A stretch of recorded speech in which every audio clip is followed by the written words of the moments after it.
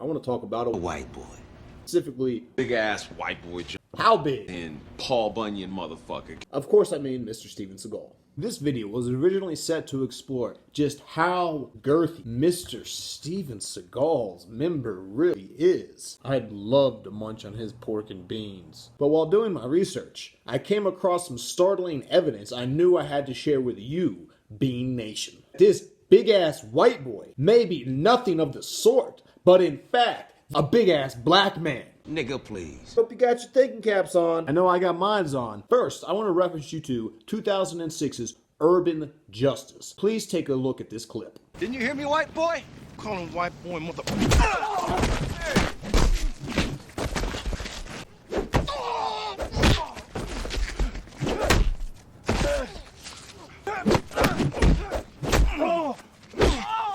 As you can clearly see, Mr. Seagal takes great offense at being called white boy by these skinhead motherfuckers. So what does Mr. Steven Seagal do? He puts down a whooping like I've never seen before because he's gonna be damned if he's mistaken for a white boy. To understand what triggers Mr. Seagal, what gets him off in this uncontrollable rage, it's important to understand the context of his upbringing. Here's how Mr. Steven Seagal described his childhood in 1950s Detroit. Quote, "We lived in an all-black neighborhood where he learned the blues from, quote, an all-black blues band, of which he was a member. Seagal must also be a black man. Now this proud black man tolerate no disrespect, so when called white boy, he blacks out in a righteous fury, unleashing an unstoppable barrage of violence against the perpetrators who have oppressed his people for 400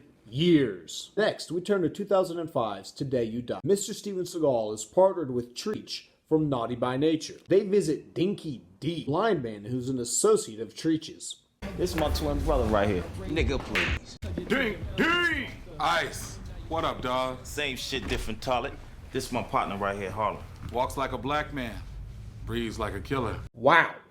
Dinky D, confirming the common cliche that real recognize real. In this case, two morbidly obese black men with mobility issues. And how does Dinky D know? He could hear the breathing, but the walk, obviously, is due to his extrasensory perception. After all, Dinky D don't see nothing, right? why would Mr. Steven Seagal pass himself off as white? Well, Mr. Seagal was born in 1952 in an era when politicians could gain national prominence with incendiary speeches such as George Wallace. Take a look. And I say segregation now, segregation tomorrow, and segregation forever. It's no wonder that in a climate of racial hatred, Mr. Seagal chose to identify as a white boy, gain opportunities that would otherwise be closed. Knowing all of this, we must now re-watch his movie through a new historical lens. Each film document, an epic document depicting the struggle of the black people against the white devil slave masters. Yeah.